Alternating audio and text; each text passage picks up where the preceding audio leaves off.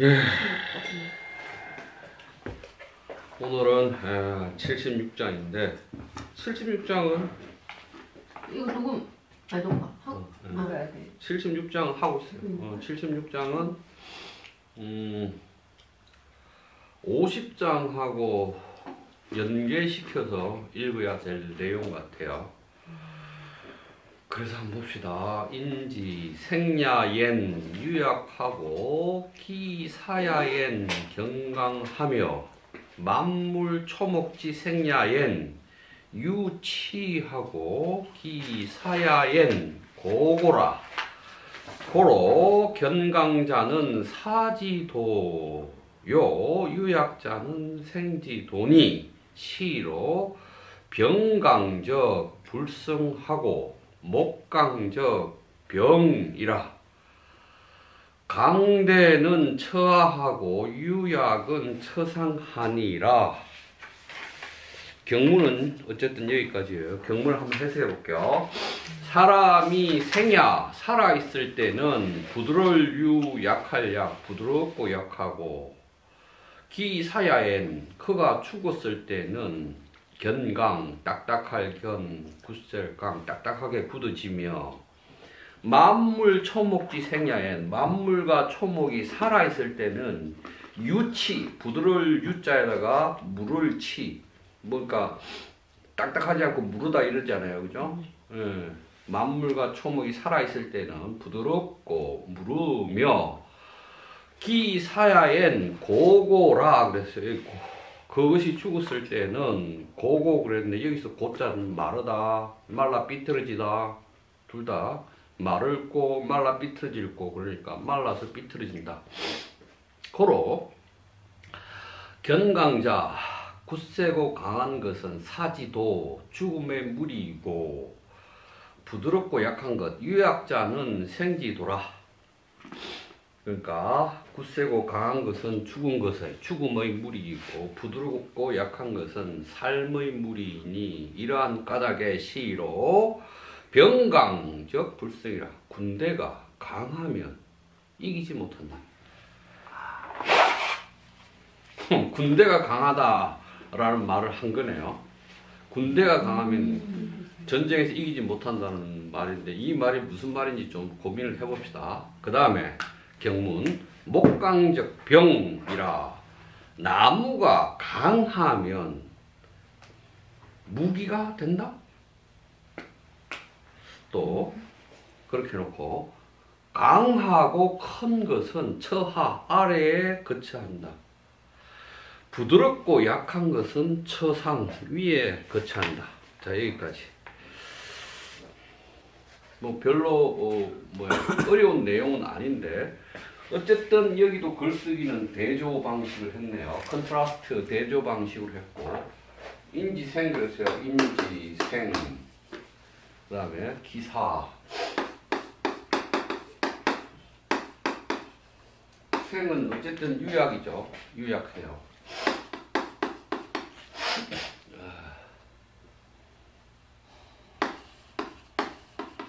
유약. 견강.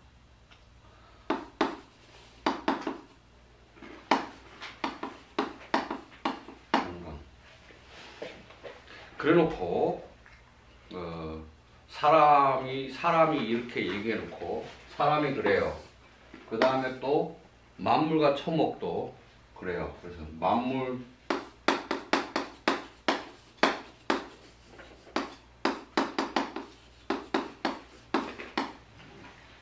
초목도 살아있을 때는 유취 기사 죽었을 때는 고고 그랬어요.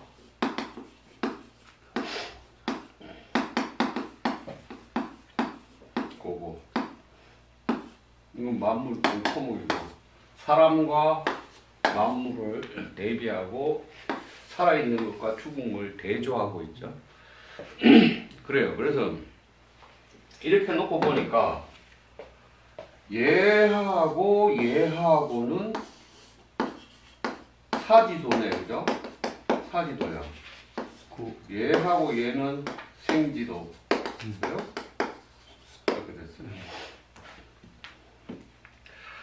이렇게 말해놓고 군대가 강하면 불승, 군대가 강하면 이기지 못한다. 그럼 이건 상식이 일반적으로 군대는 아주 강하면 적을 잘 이기는 거잖아요. 근데 이러한 논리로 보면 군대가 강하면 이기지 못한다라고 그랬어요. 그럼 생각을 해봅시다. 군대가 강하면 이기지 못하는 것은 그 군대가 지금 이 논리를 가지고 보면 만약 그 죽음은 굳세고 강한 것, 그 죽음은 아주 마르고 딱딱한 것 이렇게 돼버리면 죽음의 무리는 그런 것인데 만약 군대가 강한 것 그러니까 여기서 이제 얘들은 다 강하죠. 딱딱하고 이런 강하죠. 얘는 무른데 부드럽고 무른데 얘는 굳세고 강한 거잖아요. 그러면 굳세고 강하거나 딱딱하거나 한 것들이 죽음의 무리이기 때문에 군대가 만약 강한 것, 이 강한 상태면 적을 이기지 못한다라고 말을 했어요. 그럼 어떨까요? 가령 미국과 베트남의 전쟁에서 미국이 승리하지를 못했는데 그러면 부드럽고 연약하고 또는 부드럽고 무르고 한 것들이 연약하고 부드러운 것들이 어떻게 굳세고 강한 것을 이길 수 있다는 거죠? 지금이 추석을 지난 지 얼마 안 됐잖아요. 그러면 우리가 추석 전에 산소에 벌초를 하러 가잖아요. 벌초를 하러 가는데 처서 이후에 벌초를 간단 말이에요. 24절기 중에 처서 이후에. 그럼 왜 처서 이후에 벌초를 해요? 처서 이후는 풀이나 이런 애들이 성장을 멈추고 딱딱해져요. 그래서 걔들을 자르면 더 이상 자라지 않아요. 근데 가령 4월, 5월에 풀을 가지고 베요. 또 나죠. 계속 나죠. 그러면 처서가 지난 이후에 풀이나 이런 것을 보면 굉장히 딱딱해져 있고 그것들은 긴 작대기를 들고 축 치면 다 부러져요. 근데 4월에 5월에 풀이 이렇게 난 것들을 이렇게 치면 부러지는 놈도 있지, 날아가서 떨어지는 놈이 있지만 다시 자라요. 그건 왜 그러냐 하면 걔들이 살아있기 식물 풀의 주기 안에서 계속 살려는 어떤 기후 조건에 살려는 그 환경이나 기후가 맞아서 걔들이 살아나는 건데 처서가 지나면 이제 생장점이 멈추고 열매를 맺고 그 주기를 이제 자라거나 뭐 살거나 하는 것들의 그 주기가 열매나 꽃 그 씨앗으로 가지 그 자체가 가지고 가지 않아요. 그 영양분이나 이런 것들. 그래서 걔들이 딱딱해지는 거죠. 그러면 다시 유약하고 부드러운 것들을 유지한다. 그런 상태를 유지한다는 것은 도대체 어떤 거예요? 그러니까 우리가 일상 안에서 저 사람은 사유가 부드러워, 저 사람은 생각이 부드러워, 또는 저 사람은 어떤 생각에 독단적이거나 고집하지 않아. 뭐 이런 식의 누군가를 말을 하잖아요. 저 사람은 자기 생각에 갇혀 있지 않아. 그러면 그 사람의 사유는 유연하고 부드러운 것이죠. 그러면 유연하고 부드러운 사유를 하는 사람은 다른 사람과 소통할 때 또는 다른 사람에게 자신의 주장을 얘기할 때 충분히 그의 생각이나 이걸 다 반영하려고 노력하거나 그런 태도를 취하겠죠. 그러니까 그래서 그는 그 사람으로부터 이해되거나 이해되겠죠. 배척되지는 않겠죠. 그 대화 안에서. 그러면 다시 군대가 강하거나 딱딱하면 이기지 못한다라는 말을 붙여놨어요. 지금 이 문장 안에 붙여놨을 때 군대가 강하다라는 것은 아마도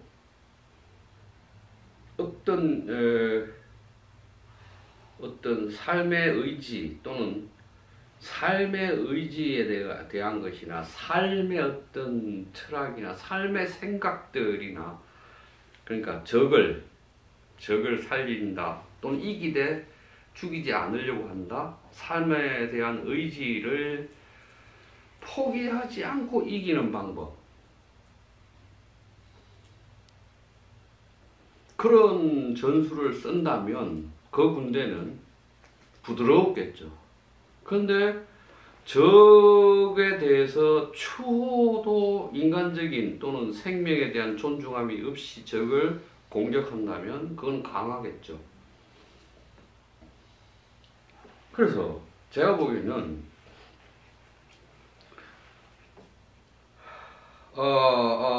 전쟁 안에서 적의 생명이나 적의 그 삶에 대한 또는 생명에 대한 존중함을 가지는 것,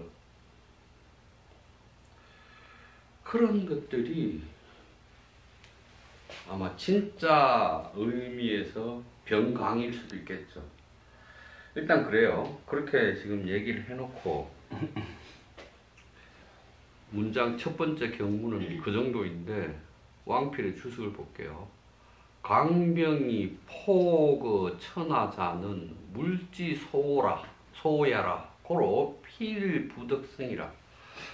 강한 군대는 천하를 폭이라고 했을 때 이 폭이라는 것은 뭐 포갑하다, 폭력을 행사하다 또는 천하를 억압하거나 뭐 이런 것이죠. 그러면 강한 군대는 천하를 천하에 대해서 폭력을 행사하는 것이니 물지소라 만물이 미워하는 바이다. 고로 필부덕성 그러므로 반드시 이기지 못한다. 왕필이 이렇게 주석했네요. 그럼 다시 천하 이 세상에 대해서 폭력적으로 행사하는 군대의 행위라는 것은 전쟁이겠죠. 그 전쟁들은 만물이 미워한다. 만약 그가 강력한 군사력만 믿고 천하의 폭력을 행사하면 그는 이길 수가 없다. 그렇겠죠. 그런 의미로 이제 왕필은 주석을 했네요. 그 다음에 목강적 병. 나무가 강하면 병은 무기도 되고 군대도 되니까 무기가 된다? 정지희 선생, 강한 나무가 어떤 종류의 나무예요? 뻣뻣한 나무겠죠? 아니 나무 농사를 짓는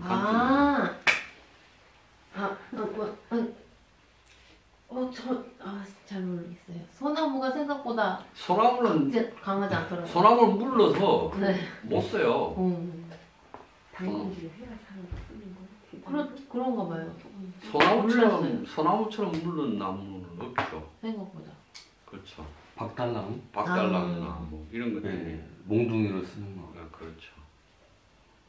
그런 것들은 무기가 되죠. 이 시대에 무기가 되죠.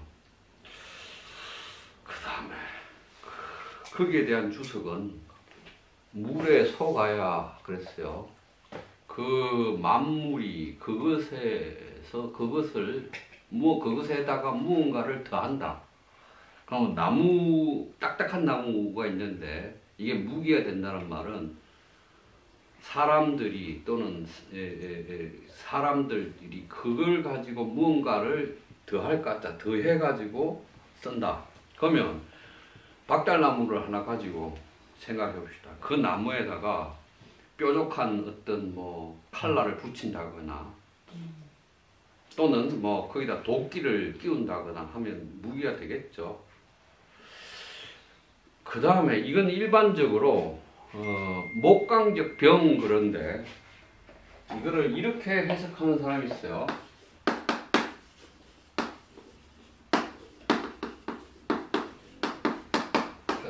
절 자르다, 베다 이렇게 해석하는 사람이 있는데 이렇게 해석하는 경우는 아마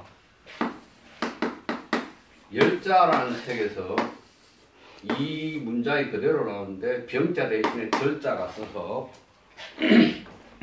이걸 절이라고, 나무가 단단 강하면 잘려진다 뭐 이렇게 해석하는 경우가 있는데 굳이 그렇게까지 해석할 필요는 없을 것 같아요. 왜냐하면 왕필의 추측에 따르면 사람이 거기에다 뭔가를 더해서 사용한다는 거니까 무기로 사용한다는 거겠죠. 그 다음에 강대, 굳세고 큰 것은 처하, 아래에 거처하며 목지본자 그랬어요. 나무의 뿌리이다. 강하고 큰 것은 아래에 있다. 그러니까 강하고 큰 것은 뿌리가, 그러니까 우리는 나무가 땅 위로 드러난 것만큼 땅 속에 뿌리가 있다고 그러잖아요. 똑같이. 그러면 강하고 큰 것은 처하, 아래에 거처한다. 나무로 보자면 그것은 뿌리일 것이다. 이게 왕필은 목지보냐 이렇게 주석을 해놨네요. 유약은 처상, 부드럽고 약한 것은 위에 거처한다. 지조시야, 가지지 가지조시야, 가지들이 이것이다. 그러면 이제 참으로 희한한 게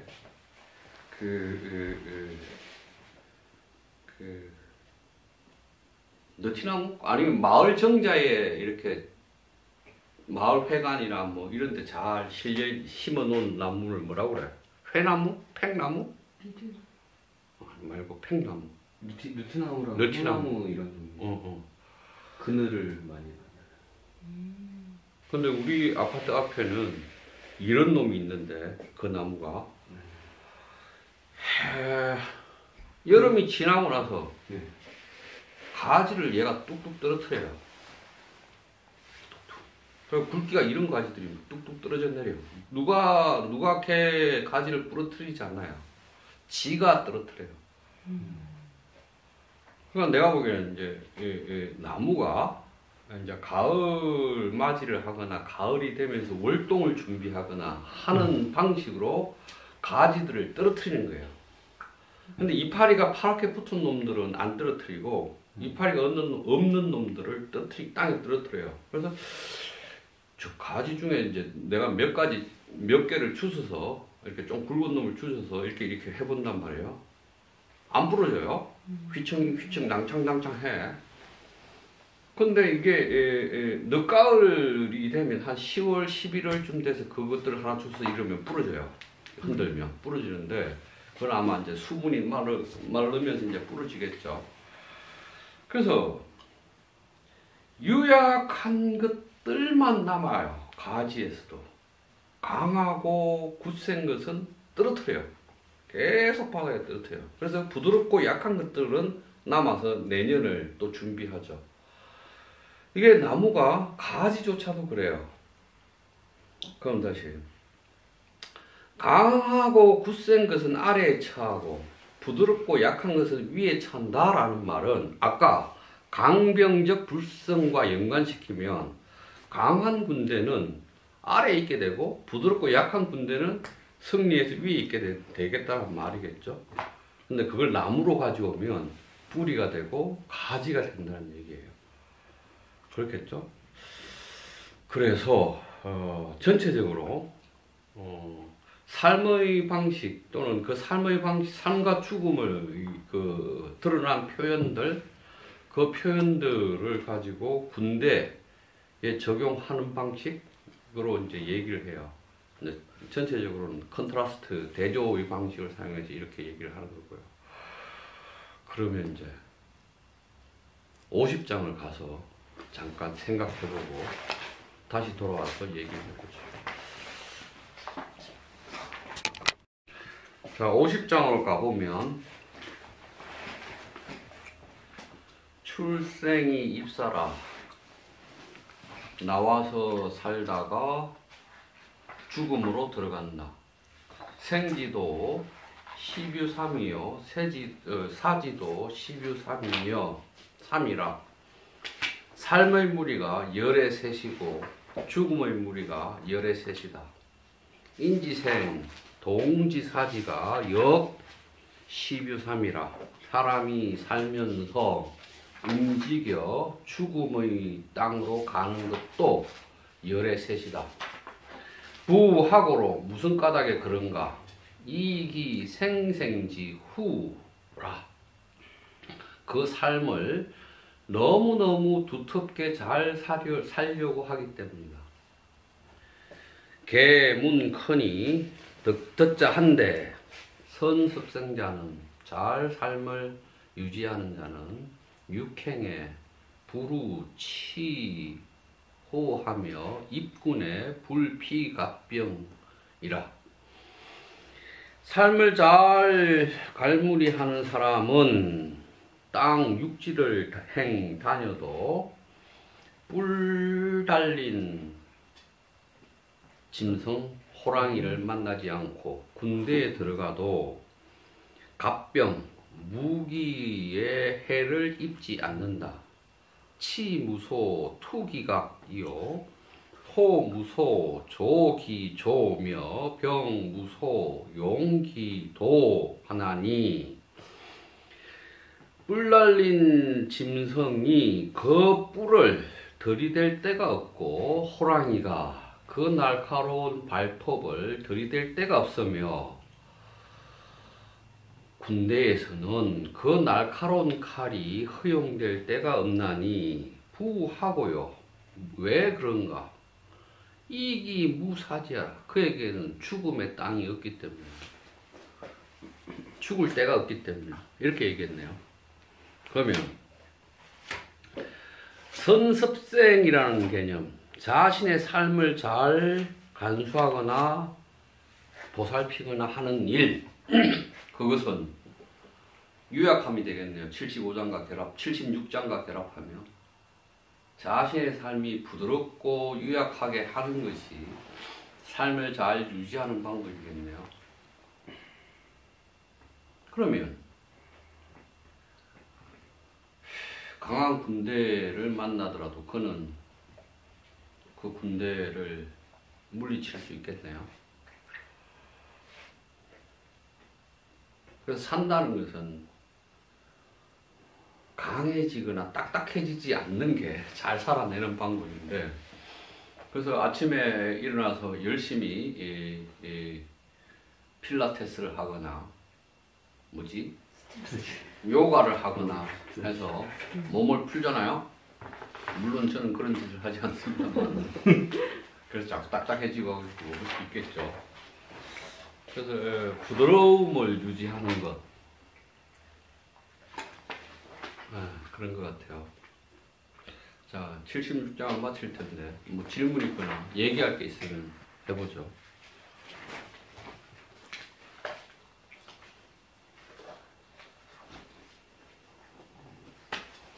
뭐 별로 뭐 어렵지 않은 내용이라서 질문할 게 별로 없을 것 같긴 해요. 그렇죠? 상민 선생. 네. 오랜만에 노자 수업을 몇 년 만에 온 거지? 장자 수업에서도 왔었나?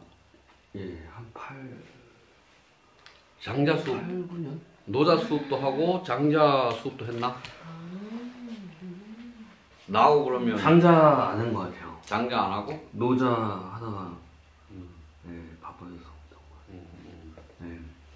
어쨌든 뭐 다시 하면 되고. 좀 물어볼 게 있으면. 예. 아니 노자가 말하는 방식이 되게 독특한 것 같아요. 독특하죠. 예. 어떤 의미에서 독특해요? 그러니까 이게 완전히 뒤집어 버리는 것 같아요. 그러니까 강해야지. 그러니까 당연히 강해야지 뭔가 물리치거나 뭐 그럴 수 있다고 생각하는데 부드러운 걸 얘기를 하는 게 사람들한테 이해가 처음엔 안 되는데 뭔가 이렇게 좀 생각해 보면 아 그럴 수도 있겠다라고 음, 이렇게 음, 얘기해 주는 것 같아요. 근데 음, 정말 뒷부분에 음, 선생님 아까 얘기하신 것처럼 음, 군대는 강해야지 왜 전쟁을 위해서 음, 사실 군대는 전쟁을 위해서 있는 거잖아요. 음, 전쟁을 하거나 아니 대비하거나 음, 뭐 둘 중에 하나인데 음, 전쟁이 없다면 군대가 있을 필요가 없는데 그 부분은 좀 이해가 덜 되는 것 같습니다. 근데 앞부분에 얘기한 거를 따라가면 그게 맞는데 마지막에 이해가 안 돼요. 앞부분에서 얘기한 그러니까 살아있는 거는 부드럽고 유약하고 당연히 뭔가 흐름이 있고 생동하는 거니까 죽어있는 거 딱딱한 게 당연한 건데 이거 죽어서 만든 거잖아요. 근데 군대로 딱 이렇게 점프해서 비약을 해서 얘기를 탁 그 내놨을 때는 솔직히 자연스럽게 딱 되진 않는 것 같습니다. 왜냐면 조금 다른 부분이 너무 그러니까 비약해서 그런지 군대의 존재 자체는 이제 전쟁이라는 생각이 강해서 그런 건지 근데 뒤에 다시 나무로 돌아오잖아요. 이것도 다시 또 크게 앞으로 돌아가는 건지 아니면 거기서 다시 비약을 한 건지. 네. 그 우리는 글쓰기 방식 안에서 A에서 B 내용으로 갈 때 자연스럽게 되려면 논리적이거나 인과적이야죠. 근데 지금 이상민 선생님이 얘기했듯이 여기에 비약이 있단 말이죠. 비약이 있는데 안 맞는 것 같기도 한데 또 맞기도 해. 예, 그렇죠. 그러면 그 사이에 이거를 매개를 하려면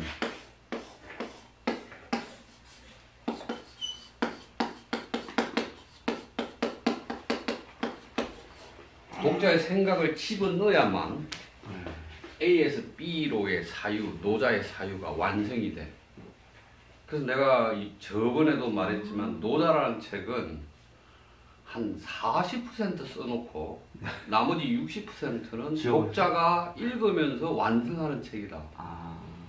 완결돼서 한 논리적으로 처음부터 끝까지 다 쓰여진 책이 아니다. 그래서 노자는 열린 책이다. 노자는 멀티 텍스처, 여러 다층적인 책이다. 오늘 읽으면 이랬는데 어제 읽으면 똑같은 걸 읽으면 다 저런 책이다. 의도적으로 그렇게 글쓰기를 하죠. 노자 전편이 그래요. 그러면 이거를 공자의 논어 가지고 얘기를 해보면 논어는 그 대화들이 되는 컨텍스트, 그러니까 맥락을 알면 그 내용에 의심이 전혀 없어요. 그대로 이해돼요. 닫힌 글쓰기죠. 닫힌 글쓰기. 그래서 논어라는 책은 맥락만 파악하면, 맥락만 딱 파악하면 그 말이 무엇을 말하는지가 정확하게 알아요. 이게 수렴적이고 닫힌 글쓰기죠. 근데 노자는 열린 텍스트예요. 열린 텍스트라서 독자의 생각이 계속 개입해야만 지 나름대로 이해할 수 있는데, 그래서 독자마다 노자에 대한 해석이 있어야 돼요. 그래서 그 독자가 어떻게 읽었더니 간에 그것은 다 정확하게 읽은 거예요. 틀리게 읽은 게 아니에요. 그게 노자의 글쓰기예요. 그래서 노자를 열린 텍스트라고 말하고 멀티 텍스트라고 말하고 시어라고 말하고, 그러니까 시를 읽으면 똑같은 시를 내 기분에 따라서 어제 오늘 기분에 따라서 다르게 나한테 오잖아요. 좋은 시일수록 그렇죠. 그렇죠. 네. 그래서 좋은 시는 이렇게 쓰면 좋은 시가 아니에요. 이렇게 이렇게 써야만 좋은 시예요. 네. 맞습니다. 근데 저렇게 쓰려다가 실패하는 경지 못 가는 경우가 그렇죠. 많잖아요. 그렇죠. 그래서 노자를 시어라고 말하거나 또는 시로 쓰여진 철학책이라고 말하는 이유예요. 그럼 이제 지금 이상민 선생이 얘기했듯이 인생이 사람이 살아있을 때 이렇고 죽을 때 이래. 뭐 나무도 그래. 뭐 동의할 수 있어. 근데 갑자기 왜 굳센 군대는 왜 이기지 못해? 이렇게 얘기했단 말이야. 이렇게 말해놓고 굳센 군대라고 딱 얘기해. 어떡할까 이 사이를. 그렇죠. 이 사이를 독자가 해석하면서 독자의 생각을 개입해야만 얘와 얘를 연결하지. 그렇잖아. 네. 그러니까 나는 노자를 40%만 쓰인 책이고 60%는 독자가 읽어서 완성하는 책이라고 생각해요. 그래서 독자가 읽기를 굉장히 주체적으로 해야만 되는 텍스트가 노자라고 생각해요. 그래서 노자가 재밌는 거죠. 어제 똑같이 읽었는데 어제 76장을 읽었는데 오늘 76장을 읽었는데 또 생각이 달라져. 아마 내일 읽어도 또 생각이 달라질 거야. 제가 1장부터 공부해가지고 여기까지 읽었는데 오늘 책을 깨달았어요. 깨달았어? 네. 오, 예. 뭐냐면요. 무의를 해야 되잖아요. 예. 근데 무의는 행동 안 하는 거잖아요. 근데 무의를 해야 되잖아요. 그 전쟁, 이 군대, 강한 군대는 못 이기잖아요. 근데 싸워서 이겨야 되잖아요. 그랬을 때 100개의 전쟁이 있을 때 100개 중에 강한 군대가 많이 이겼겠죠. 근데 못 이긴 군대가 있긴 있어요. 못 이긴 경우가 있긴 있다. 네. 그 다음에 그 무의도 행동을 안 해야 되는데 행동해서 뭔가 잘 되는 경우가 많은데 행동을 해서 안 된 경우가 있긴 있을 거예요. 그 얘기를 하는 것 같아요.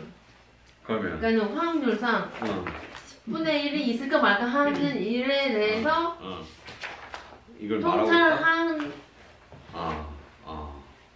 이걸 무의와 연관시켰네. 그럼 무의라는 것을 어떻게 이해할까요?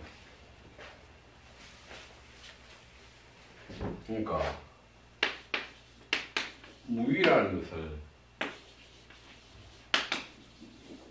난액션으로 볼 거야, 인액션으로 볼 거야. 행동한 거예요. 어떤 걸 볼 거야? 자기는 두 번째 거. 두 번째 거. 행동한 거. 행동했는데 자연스럽게 행동한 거. 이거는 근데 그건 아예 아무것도 안 한 거고. 그러니까 아예 아무것도 근데 안 한 게 아무것도 안 했는데 그게 자연스럽게 뭔가를 했을 수도 있어. 그러니까 무의는 다 들어있는 거예요. 해도 해서 잘 되면은 무의고 해서 잘 안 되면 무의가 아니고 뭔가 했는데 잘 안 되면 무의고 뭔가 잘 되면 무의 아무튼. 그러면 정 선생은 무의를 네. 난액션과 인액션 중에서 인액션으로 보고 싶다. 그렇게 보고 지금 바뀌었어요. 또 바뀌었어? 네. 어떻게 이제? 둘 다 속에 들어있다. 왜냐면 10분의 1만 설명하면 되거든요, 무의는. 10분의 1만 설명하면 되는 게 네. 무의라고? 네. 만약 무의를 난액션으로 봐서 지도자나 이런 사람이 난액션을 할 때 그 나머지 사람들이 자발성을 드러내는 방식이라면 어떨까? 자발성이 드러나면 그게 무의고 자발성이 안 드러나면 무의가 아니에요. 어우, 이게. 그랬을 때는 이건 결과를 가지고 이 무의이 아니냐를 판단할 수 있는 거예요. 그것도 재밌는 해석이네요. 아주 좋은 해석 같긴 해요. 자발성을 드러내게 하는 것, 자발성을 유도하는 것이 무의일 수 있다. 네. 뭐 충분히 동의할 수 있어요. 그런데 만약 지금 이 상황 안에서 네. 강한 군대는 이기지 못한다. 이 안에서 네. 무의와 결합하는 것을 이게 이제 만약 강한 군대가 10번 전쟁하면 네. 9번은 이거 한 번은 지는 경우에서의 무의다라고 말을 한 거잖아. 네. 누가 무의한 거야? 강한 군대가 무의한 거야? 약한 군대가 무의한 거야? 그 결과론적으로 판단해야 되니까 어. 전쟁에 이긴 9번은 유의한 거야? 9번 성공했기 때문에 무의한 거예요. 아 결과론적으로? 네. 그것도 재밌다. 저는 좀 이 사람은 전쟁 자체를 별로 그러니까 그냥 비유한 거일 뿐이지 전쟁에 대한 무용을 얘기한 것 같아요. 그러니까 강해서 이겨봐야 그거는 뭐 훌륭한 것도 아니고 그래서 다시 남으로 돌아간 것 같아요. 이게 드러나지 않은 강함이 그러니까 뒤에 이제 나무로 나오잖아요. 그래서 드러나지 않은 강함은 그 뿌리가 되어야 돼야 되는 거고 앞으로 드러내는 드러나는 유약하면 가지가 되어야 한다. 예. 음. 나무 그러니까. 이제 나무들 이제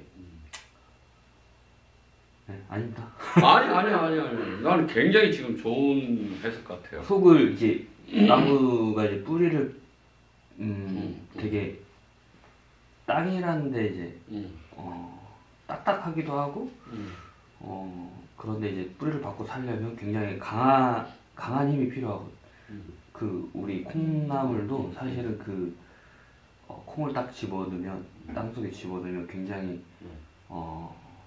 강하게 들어가요. 그러니까 집어넣으면 그 콩 알이 있잖아요. 이렇게 있으면 이 뿌리가 들어가면서 얘가 뜰 정도로 얘가 살짝 떠요. 네. 그러면서 이제 오히려 그 끝은 이제 되게 부드러워서 뿌리 끝이 부드러워서 이 땅을 파고 들어가는데 강하면 못 파죠 오히려. 네, 못 파죠. 네. 얇고 가늘고 들어가다 이제 점점 자기 확보를 해 나가는데 그러면서 위로 이제 올리잖아요. 자기 줄기와 잎을 하면서 올라가는데 그 이제 강한 굉장히 극적으로 그 군대 얘기를 했는데 이 얘기는 사실 그렇게 중요한 것 같지는 않고 되게 그러니까 강렬한 비유, 비약을 위해서 그냥 쓴 거일 뿐인 것 같습니다. 그래서 사실 핵심은 강하고 큰 것은 아래에 있는 거, 드러나는 것은 유약한 거. 그래서 나무 얘기를 마지막에 한 거고 그게 그게 나무의 이제 근본이 된다. 그렇게 얘기하고 그걸 더 뭐 높게 표현한 것 같은데 역시, 저는 좀 역시. 왕표일이 대단한 학자인 것 같은데 이 왕필의 주석이 좀 이해가 안 돼. 왜 이거에 왜 여기서 주석을 달았을까? 라는 거예요. 왜 여기 왜 이 부분에 주석을 달았을까 싶습니다. 왜냐면 왕필은 이걸 편집하는 사람이잖아요. 자기 주석을 넣기 위해서. 왕필은 주석을 했지만 이렇게 편집본으로 주석했는지는 알 수 없어요. 아 그래요? 이 판본 자체가 원나라 때 와서야 이런 형태로 완성. 그 누군가가 왕필의 주석을 여기다 집어넣은 거예요? 아니 왕필은 했겠죠. 했는데 지금 이 체제로 이렇게 구성되는 것은 원나라 때 와서 확정돼요. 그럼 그렇다고 하더라도 왕필이 한 주석은 이 지금 여기 군대에 대한 얘기하고 물소여야 목지 본야 이 세 문장이잖아요.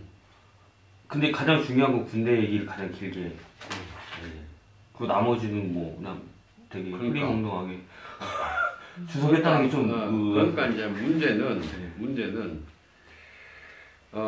우리가 지금 노자라는 책이 이러한 왕필 주석이 왕필은 위진 시대잖아요. 위진 시대라고 하면 AD 뭐 5, 6세기 뭐 이때란 말이죠. 그런 시대에 이렇게 주석을 했을 건데 그 책이 지금 형태로 되어 있느냐, 왕필의 주석이 정확하게 이 문장이 이랬느냐 몰라요. 그것도 몰라요. 대부분 이랬을 거의 90%는 이렇겠지만 무슨 말이냐면 노자 경문도 교감이 된 적이 없고 왕필의 주석도 완벽하게 교감이 된 적이 없어요. 그나마 원나라 시대 때 와서 이 체제로 이만큼 된 것이고 아직도 노자는 경문과 주석, 왕필 주석에 대한 완벽한 교감 교열이 이루어지지 않았어요. 지금도 하고 있는 중이고. 하긴 해요. 아이, 뭔가 발굴이 되면 또 바뀌고 뭐 하면서 하겠죠. 어쨌든 그 전에 이상민 선생이 이제 사실은 출판사에서 편집자를 할 때 생태 전문 책을 내는 편집자라서 역시 그 다음에 이제 지금 콩농사를 짓는데 콩농사를 치니까 콩이 이제 뿌리를 내는 방식이나 이런 방식에 대해서 아주 날카롭게 보았는데 저도 충분히 이 선생의 해석에 동의해요. 그래서 아마 실은 이병강적 불성이란 말은 사실은 없어도 되는 문장이죠. 이 전체 경문 안에서. 그렇잖아요? 그렇죠? 그 다음에 이병강적 불성, 목강적 병, 이 문장은 사실은 없어도 돼요. 그죠? 근데 이제 의도적으로 넣었다 치면, 경문이 의도적으로 들어갔다 치면, 여기서부터 여기까지 비약하는데, 뭔가에 다른 생각을 집어넣기 위해서 의도적으로 이 문장을 넣는지는 모르겠죠. 모르겠는데, 어쨌든 그래요. 뭐. 저는 잘 모르지만 요 앞장 뭐 74정 원장 여기서 유일무이 지도자가 강제적으로 뭔가 일을 벌리고 밑에 사람 그냥 부려먹고 시켜먹고 그거에 연결을 해서 이렇게 또 생각이 들었거든요. 그건 잘 모르겠어요. 아니, 다시 말하면 예. 이게 논리적이나 체계를 가지고 와서 하나의 사유 체계를 가지고 쭉 논리적이나 인과적으로 쓴 것은 아닌 것 같고 그냥 챕터별로 이렇게 쓴 것 같은데 그걸 하나로 연결해서 이렇게 볼 수 있는 건가는 잘 모르겠어요. 근데 이제 선생님은 그렇게 생각해요. 비유적으로. 그래서 그러면 이게 74장, 75장, 76장 이렇게 뭐 이렇게 배치한 거라든지 이런 부분들도 또 뭐 조금 어느 정도. 그거는 조 선생님이 노자를 읽는 방식. 그 개인마다 노자는 다 달리 읽어야 되고 해석이 다 달라야만 노자죠. 이것처럼 수렴 기결적으로 읽으면 이건 노자가 아니니까 다 존중받아야 돼요. 그의 읽는 방식들, 그의 해석들은.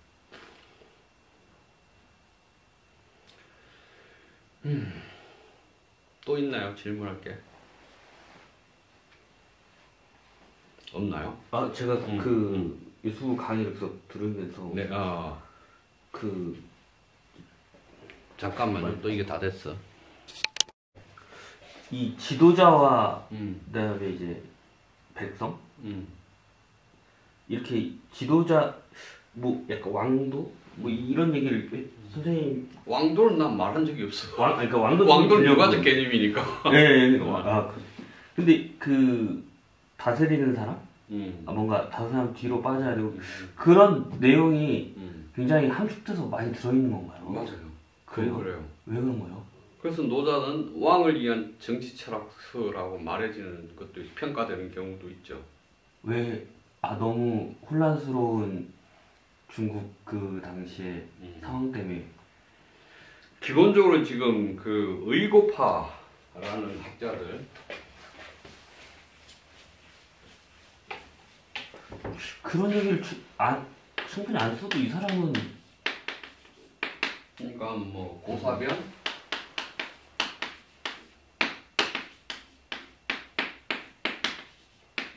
고사변이란 책 중심으로 얘기했던 청나라 말기 중화인민공화국이 성립되기 이전까지 학자들 뭐 호적이나 뭐 양계초나 뭐 고힐강이나 뭐 이런 사람들은 노자를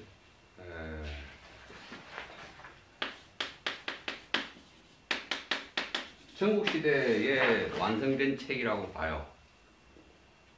전국시대에 완성된 책인데 전국시대가 되면 이 전쟁이 철기 시대로 접어들면서 전쟁이 아주 폭력적으로 일어나고 살육이 잔인하고 그렇게 되면 전국 시대는 기본적으로 어떤 이 중국이라는 세계 중국이라는 것, 이 중국이라는 것이 질서가 없잖아요.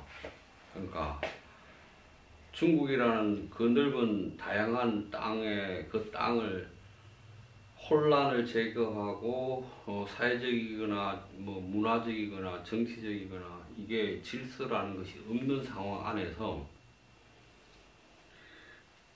그러면 다시 이게 혼란 상태이단 말이에요. 혼란이면 기존에 주나라가 가지고 있던 천하를 이 세계를 다스리던 질서 그걸 이제 정명 그러니까 이게 가치 체계나 가치나 제도나 규범으로서의 이 명이 작동하는 시대 그걸 예법이라고 그랬잖아요. 예법. 이게 왔는데 춘추 시대부터 이게 서서히 무너지다가 여기 오면 없어요. 그럼 정명이 없어졌어. 문명의 시대라 여기가. 문명의 시대라. 그럼 무명 이 제도 사회적 제도로서의 언어, 가치로서의 언어, 규범으로서의 언어가 지금 없어. 이걸 혼란을 잠재우고 없는 상태라. 그러면 여기서부터 유명으로 가야 하고. 근데 이 유명을 어떤 방식으로 구성할지에 대한 사유 체계를 노자는 한다고 봐요. 그래서 이 무명에서 유명으로 갈 때 이 유명을 누가 만드느냐의 문제에서 되게 중요한 거예요. 이 유명을 누가 만들 거냐 할 때는 왕이나 지도자는 무의하고 아무 짓도 안 하고 이게 왕이라고 하면 그는 아무 짓도 안 하면 백성이라는 사람들이 만들 거라 이거를 이 언어를 만들 거라고 사회국도. 그래서 그렇게 만들면 뭐라고 얘기하냐면 공성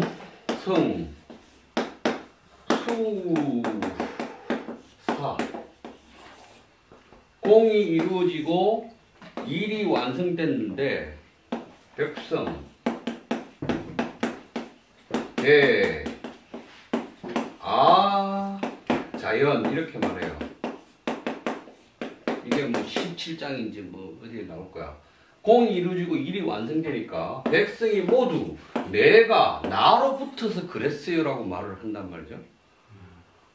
백성이 모두 지가 그걸 했어요라고 하면 이 유명의 단계로 들어갈 때 이 유명이 명을 만드는 거잖아. 이걸 만드는 거잖아요.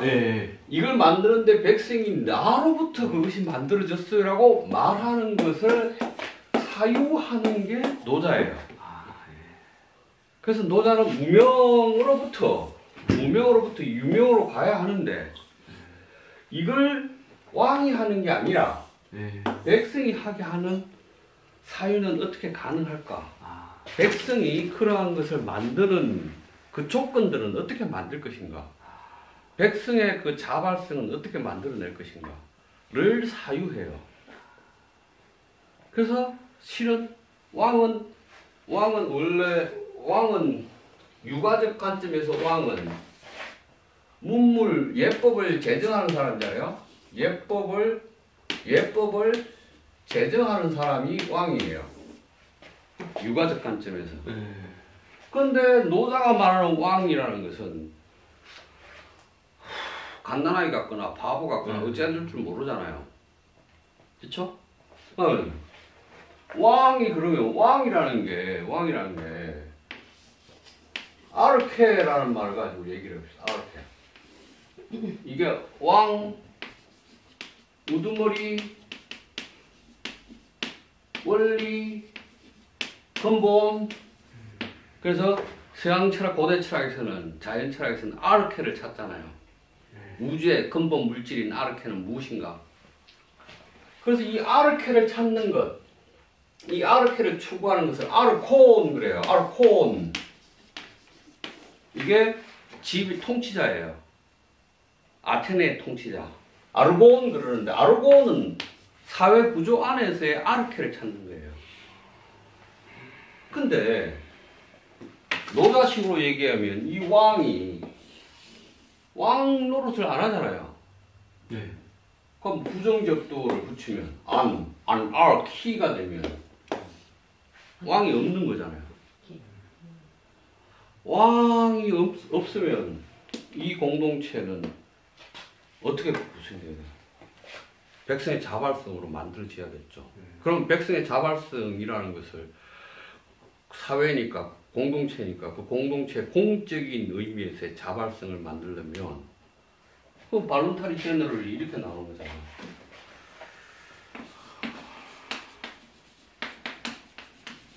제너럴이라는 게 제너럴 하스피를 그러잖아요. 종합병원. 온갖 그 진료 과목이 다 모아놓은 것을 제너럴 하스피들 그러니까 이 자발성을 다 모았다는 뜻이에요. 그래서 이 공통의지잖아요. 공통의지. 모든 사람들의 자발성의 의지가 모여있는 것이 발론타리 제너럴이고 이 공통의지로부터 명을 만들죠. 법을 만들거나 규칙을 만들거나 그렇게 생각하는 거죠. 노자는. 그래서 노자는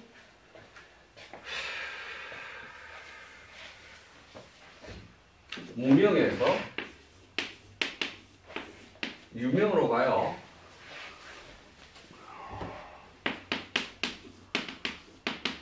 근데 유명이 한계에 달하면 비상명이 되겠죠? 이제 안 맞기 시작하는 거야. 이 제도가. 그럼 비상명 상태가 다시 무명으로 가요. 무명에서 다시 유명으로 가요. 유명이 오래되거나 이게 질서가 깨지면 다시 비상명으로 가요. 이걸 무한 반복하는 건데 자기가 맞닥뜨린 전국시대에는 무명의 상태라. 이 무명에서 유명을 어떻게 만들어낼 것인가. 이렇게 갈 때 백성들은 자발성 어떻게 저기다 집어넣을 수 있을까를 고민하는 거죠. 왕이 상징적으로 왕이라고 했는 귀족이라든지 군인들이 있잖아요. 왕이 그렇게 하더라도 귀족이나 군인들은 노자에 재밌는 것은 백성이라는 말이 나오는데 백성이라는 말도 나오고 후왕이란 말도 나오지만 신하라는 말이 딱 한 번 나오는데 계급적 관료적 의미에서 신하가 아니에요. 군신 개념도 아니에요. 군대 뭐 이런 것도 귀족 이런 신분이 없어요. 이것만 있어요. 예. 그러면 신분적 계급적 질서를 전제하고 있지 않아요. 그러면 동등한 자들이겠죠.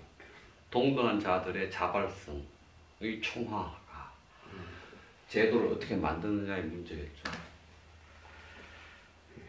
사람들이 놓치고 있는데 도덕경 안에는 신하 신자가 딱 한 번 나오는데 신분이나 계급의 의미로 신하 신자를 쓴 적이 없어요. 그게 그런 의미가 아니에요. 아니 근데 노자의 생각은 그렇지만 전국 시대에도 분명히 왕, 신하, 이 계급 사회였잖아요. 어떻게 그걸 확 다 빼버리고 중간을 빼버리고 그렇게 해서 백성들의 이 자발적으로 이렇게 총의를 모을 수 있다고 생각했을까? 그러니까 재밌는 거는 눈깔 진나라가 3분해요. 세 개의 나라로 쫙 쪼개져서 이한조, 한이조가 돼요. 얘네들이 뭘 하냐면 신분계급제를 철폐해요. 철폐하면서 법가를 채용하죠. 법가 이론을 채용하고 경자 유전의 원칙을 세우면서 뭔 얘기를 하냐면 농부들한테 황무지 개간을 해서 세금 10%만 내면 경작권을 유지해 줄 거야. 이 나라들이 이것도 시작해요. 그럼 어떤 일이 벌어지냐면 한 농민 무리가 계속 황무지를 개간하다가 어딘가 가요. 갔어요. 이 업이라는 것하고는 업이라는 것하고 이제 너무 멀어진 거야. 근데 소규모 공동체가 됐어 여기가. 아 멀리 가서. 그게 81장의 소국가민이에요. 소국가민. 그럼 자 여기 왕이 있어요? 그 무리만 있겠네요. 그럼 무리의 지도자는 있겠죠. 그럼 이게 이제 드디어 이 업성 도읍과는 너무 멀어졌고 가다 아 우리 더 도망가서 아예 자유로워지자. 아 10%도 안 낼 수 있다. 아니 10%의 문제가 아니고 가다가 자기 공동체를 만들 수 있죠. 아 그럴 수 있죠. 그러면 춘추 전국 다음에 진 그다음에 위한주인가요? 아니 이건 전국시대. 전국시대 위한. 전국시대 중기. 전국시대 중기 눈깔진 나라가 3분이 되는 게 이제 전국시대의 시작이라고 말하기도 하고 이게 전국의 중기라고 역사에서 말하기도 하는데 어쨌든 눈깔진 나라가 세 개로 나눠져서 세 국가가 돼요. 그런데 얘들이 전부 다 부국 강병을 하려고 세습 귀족들의 자기를 다 회수하고 그들에게 주었던 영지를 다 회수해요. 그래서 계급이나 신분을 전통적인 계급이나 신분을 무너뜨려요. 굉장히 강력하게. 굉장히 강력하죠. 그러면서 농민들한테 이렇게 황무지 개간권, 니네 마음대로 황무지 개간해서 수확물의 10%만 세금으로 내라라는 정책을 펴지요. 그러니까 거기서 이제 빠져나가.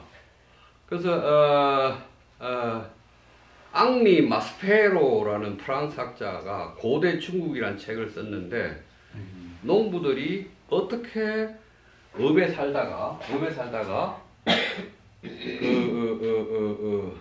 누구 시조야? 쟤는 뭐 권선농 집에 술 익었단 말 듣고 뭐 누운 소 뭐 어깨 차 뭐 이렇게 시조 있잖아. 선농관 농사를 뭘 해야 돼? 어디 가서 너는 농사 지어? 너는 어떤 곡식을 심으라고 말하는 선농관이 이끌고 가요 농부들을. 이끌고 와서 역전법을 사용해. 역전법. 그러니까 역전법이라는 게 역전법을 사용하는데 어떤 지역에 작년에 여기서 농사를 지었으면 지력이 떨어지잖아요. 그럼 다른 데로 옮겨가서 짓는 거야. 건물을 이끌고. 그래서 선농관이 당신네 무리는 콩을 심어 라고 말하면 이 사람들이 운막을 짓고 사는 거야. 자유로워. 여기서 벌써 농사 짓고 가을에 수확하고 업으로 와요. 겨울을 나요. 봄이 되면 또 선농관의 지정에 따라서 어떤 지역을 가요. 근데 여기서 이제 계속 업에서 멀잖아요. 멀리 가다가 이제 나중에는 황무지 개간 니네 해서 그렇게 해라고 말하면 얘들이 원래 이 앙리 마스페로의 고대 중국이라는 책을 보면 이 안에서 완전히 자유로워요. 운막 속에서 그들이 나름대로 축제 벌이고 다 해요. 연애도 하고 뭐 거기서 결혼도 하고 뭐 다 해요. 근데 이게 만약 자꾸만 업으로부터 멀어져서 자꾸만 갔다면 업이나 또는 이 어떤 관리들의 손에서 벗어나는 상황들이 벌어지겠죠. 그렇죠. 그러니까 그러한 상황들이 소국가민이라고 생각해요. 그게 노자 사유안에 반영되어 있다고 보고. 그런 사회들이 굉장히 어떻게 보면 많았을 텐데 기록되지 않고 전해지지 않아서 뭐 유럽의 역사, 뭐 중세, 뭐 가톨릭이 지배한 이것만 머릿속에 가득한 것 같아요. 맞아요. 자 이제 생각해 봅시다. 민중이 자신의 삶이나 생각을 기록할 문자적 언어를 가지고 있느냐의 문제는 굉장히 중요하죠. 그러면 영정조 시대부터 철종까지 이르는 온갖 밀란들, 조선시대 밀란들, 도적대들, 이들이 왜 밀란을 일으켰는가? 그들이 얼마나 살기 힘들었는가. 는 그들이 한물 모르니까 쓰지 않죠. 그렇죠. 몸으로 부딪혀야 돼. 그렇죠. 수밖에 없죠. 그렇죠. 그걸 갖다가 쓴 사람들은 다 뭐 다산 정약용, 애절량처럼 뭐 남자가 자기 생식기를 끊어버린다든지 뭐 이런 걸로만 그들의 삶을 보죠. 그들 자신의 발언으로는 우리는 모르죠. 그때 당시에 다산 정약용이 암행의사가 돼서 파주역이 적성을 지나가면서 오막살에 가서 보니까 아궁이에 불을 뗀 지는 언제인지 모르고 소뚜껑을 열어보니까 눈만 가득 차 있고 방문을 열어보니까 아이가 여름 옷을 입고 불 안 뗀 방에 누워 있고 엄마 아빠는 남 품팔이 하러 가 있고 뭐 이런 상황을 다산에 써놨잖아요. 그때 당시에 누구예요? 유뭐라는 조선시대 사람이 당시에 민중은 지렁이 있잖아요. 지렁이가 아궁이에 불 떼고 나서 불 꺼진 재 있잖아요. 재에 던져진 것 같다. 지렁이는 피부 호흡하는데 그 잿가루가 피부에 묻으면 죽죠. 고통스럽게. 네. 한여름 땡볕에 냇가에서 물고기를 잡아서 모래밭에 던져 놓은 것 같다. 얼마나 고통스러워요. 민중의 삶을 그렇게 고통스럽다고 썼는데 누가 썼느냐? 학자들, 양반들이 쓴 거죠. 그렇죠. 민중은 자기 언어를 가지고 있는데 그 언어를 기록할 문자를 가지고 있지 않죠. 그래서 문자는 권력이고. 그래서 레vi 스트로우스는 문자 체계가 권력을 만들고 권력을 집중하고 그 문자 체계 안에 사람의 위계를 넣어서 다 분류한다. 이게 고대 중국이다라고 레vi 스트로우스는 말하고 있잖아요. 그럼 문자는 권력이고 폭력이죠. 그래서 얘기를 하다가 여기까지 갔는데.